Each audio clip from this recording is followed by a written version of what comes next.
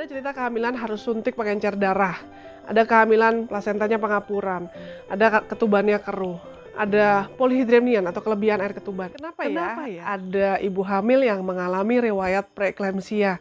Kenapa ada ibu hamil yang mengalami DDB-nya tinggi atau harus suntik pengencer darah ya? Atau ada kelebihan air ketuban atau polyhydramnion, apapun itu.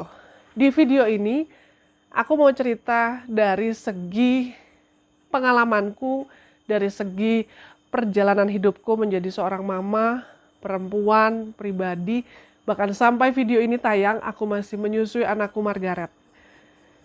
Jadi bukan dari segi medisnya ya, tapi lebih dari segi non medis. Ibu hamil di era modern yang tinggal di kota besar ya, pasti mengalami dalam tanda kutip pressure yang cukup besar ya, atau tekanan dari pekerjaan, dari kehidupan, dari gaya hidup dan latar belakang. Nah, artinya aku mau membahas dari sisi ini dulu. Ditambah pengalamanku mendampingi ibu hamil juga dari segi modernitas. Nah, kalau kita mau merendahkan hati ya, lebih hening, lebih tenang. Maaf, tadi ada ikutan nongol juga omku dari belakang. Itu om ya. Nah, jadi aku posisinya sekarang lagi di desa Banjaroyo. Di dusun Banjaroyo. Dan kalau terdengar suara-suara toke, cicak, anjing melolong, kambing, ayam itu ya.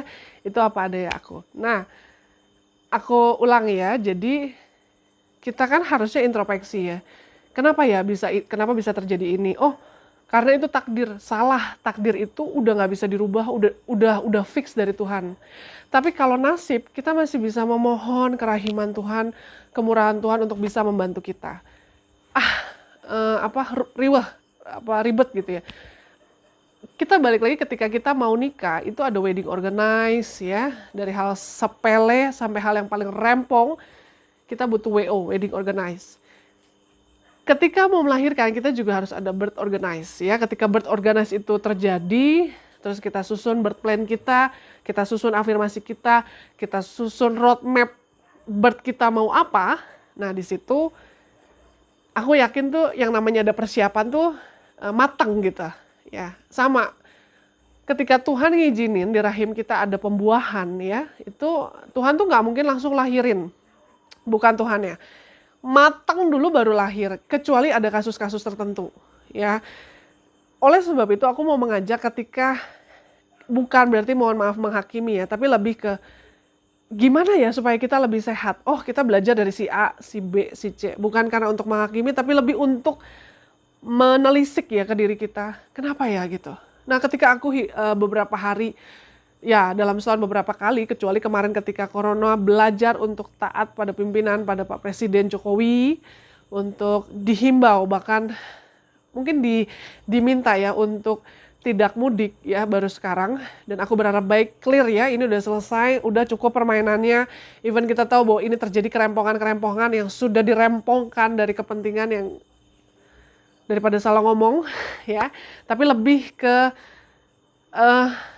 ketika kita di desa dan melihat ibu-ibu hamil yang ada di desa, ya bukan desa loh, dusun, itu wah berbeda banget sama ketika aku di kota ya, ketika aku di Jakarta, ketika aku berada di kota-kota besar, di mana aku harus melayani, kemudian mendampingi para ibu hamil ya. Di desa aku berharap, di dusun gitu ya, aku berharap baik, makanannya lebih raw, lebih alami ya.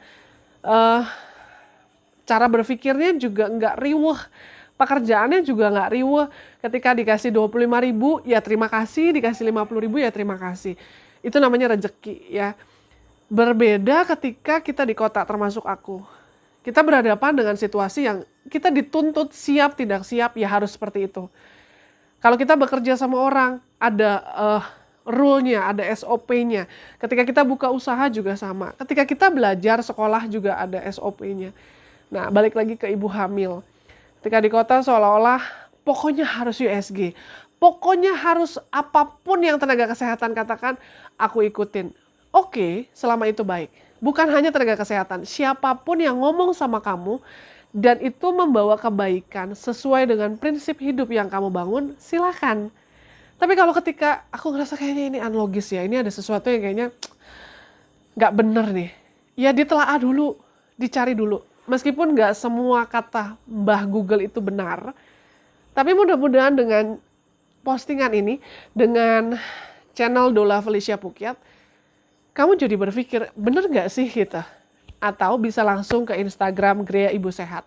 Kalau mau ikut kelasku, boleh banget ya, tapi tentu saja aku mensortir ya, menyaring kira-kira frame kehamilan yang ini, misalnya ya, kalau ada preeklamsia, tekanan darah tinggi, kemana kelasnya ya.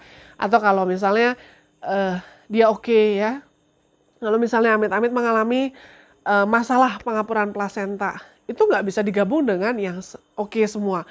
Kenapa? Karena kita harus bereskan dulu plasentanya, tali pusarnya dan lain-lainnya udah sehat, dan kita berjuang sehat, baru kita gabung dengan kelas yang oke ya. Karena misalnya yang oke ini, yang sehat ini sebelumnya juga sama, di masing-masingin dulu, di kelompok-kelompokin, baru kita gabung ya.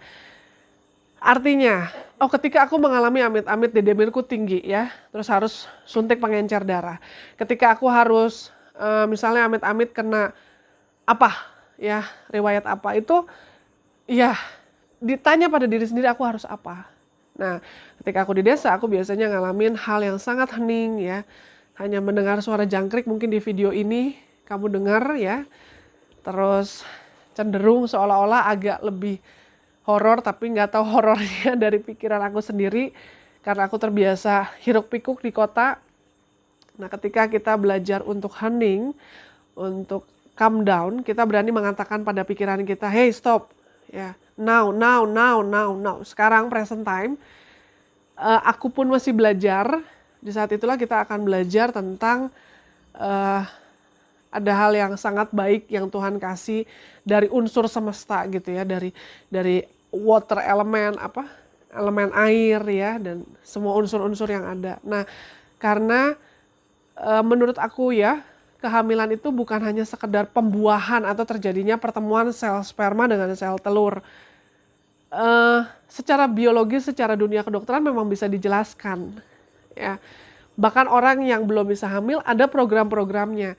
Tapi yang sudah ngikutin program-program aja, bahkan sudah mengeluarkan uang sebegitu banyak, belum tentu loh bisa, ya kan?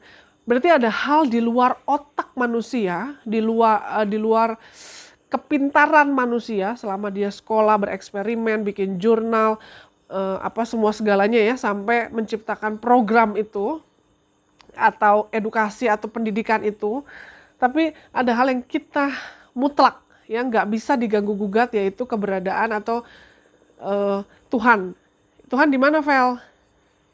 Masing-masing punya pemikiran, punya persepsi sendiri tentang Tuhan ya.